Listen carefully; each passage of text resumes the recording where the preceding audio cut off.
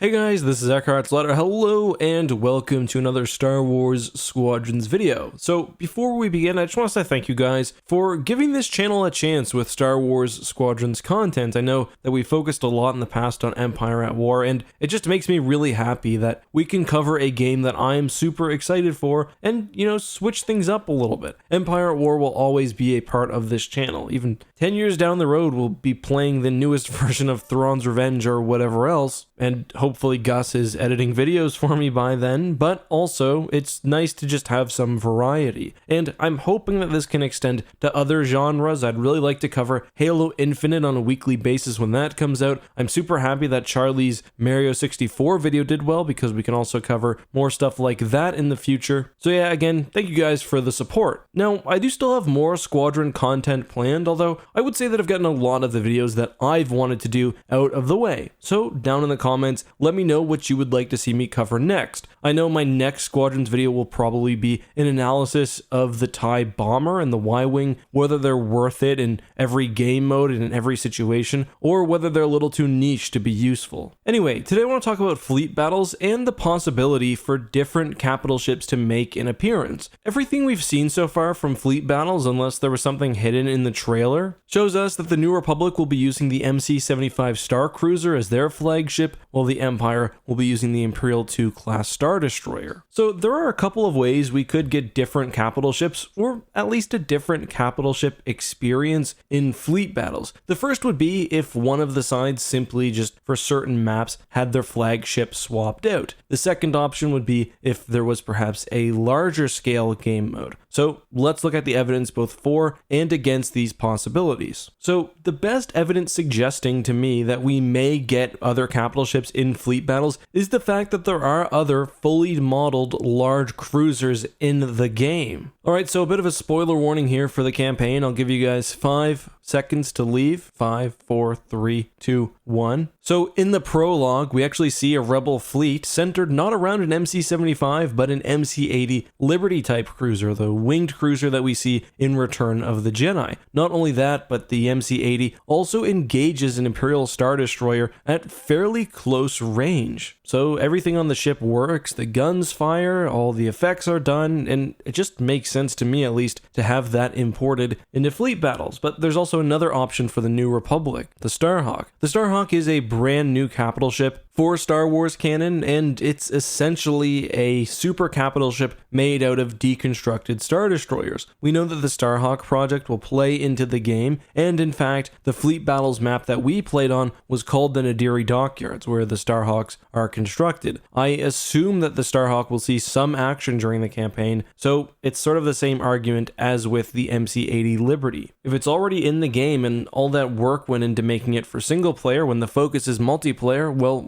why not bring it over and let us play with it? I think there's another option. The game is sort of limited in scope. There's only 2 game modes. Now, personally, I think that's okay because the game is going to be very highly competitive and almost like a MOBA where you don't really need that many game types. It's all about intense team play, coordination, and high skill, which is sort of entertainment in and of itself. However, one additional way to bring some variety would be swapping out the capital ships each time. Maybe it's not only the MC-75 on Nadiri shipyards. Maybe sometimes it's the MC-80 Liberty or the Starhawk. Maybe there are different Imperial ships, although I struggle to think of another mainstream vessel that they could use to replace the Imperial Star Destroyer. This isn't proof or anything, and it's not definitive, but I do think it's an argument for why we could expect these ships to be in the game. But let's not get our hopes up and let's talk about evidence pointing to the contrary. First of all, to sort of argue against my point a little bit, just because the capital ships are fully modeled and whatever else for campaign doesn't necessarily mean that they can simply be imported into multiplayer. We know that the capital ships have lots of subsystems and turrets and whatever else. They need to be fully destroyable and mapped out, which may not be the case for campaign. If you only ever play allied with an MC-80, then there's no reason to have it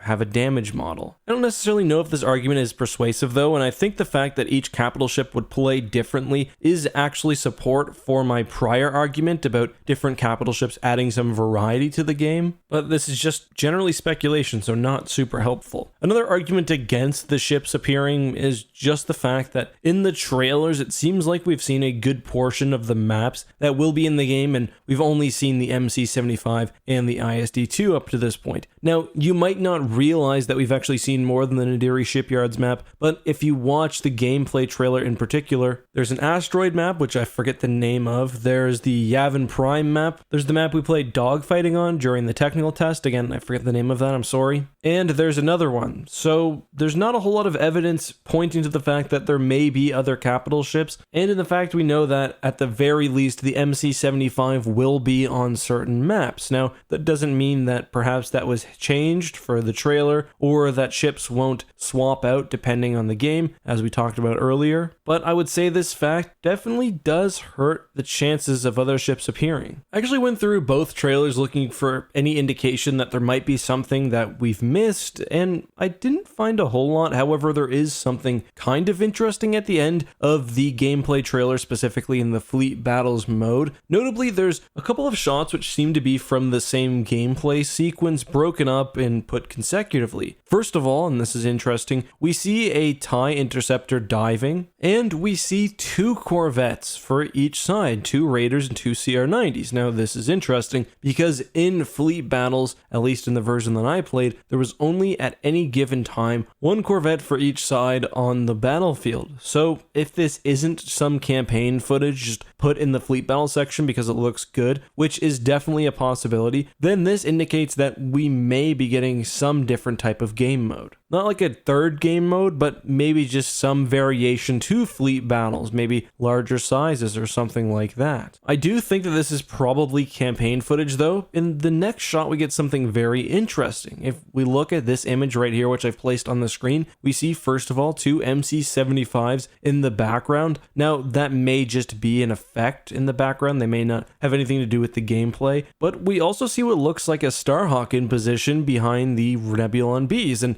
interestingly, this is right where the flagship would go in a fleet battles match. However, I do think that this may be campaign gameplay. It's hard to know for sure, but the extra shots both in this scene and the last one lead me to believe that this is probably not genuine fleet battle gameplay, which is a little bit disappointing because I do think, as I mentioned, that having other flagships in fleet battles would be a great way to just add some diversity to gameplay. The MC-75 is a very unique vessel. It almost has that sort of verticality, and it would be different fighting that than the Liberty. So it would be different on offense and defense, and your strategies would have to change. The way you fly around the ship would have to change. The way the subsystems were placed would change. But yeah, as of right now, there are arguments both for and against there being other capital ships in fleet battles. But I don't think it's an out there possibility, and we still haven't heard EA say that it will just be the MC-75 or anything like that. So they haven't tempered expectations. We're not grasping wildly at theories here. We're just having an interesting discussion. Let's continue it down in the comment section, and I will be reading everything you guys post, as always with these Squadrons videos. Let me know if there's any topic you guys would like me to cover next, and of course, as always, please be safe, guys. Make sure to wear your mask, and until next time, have a good one, and may the Force be with you.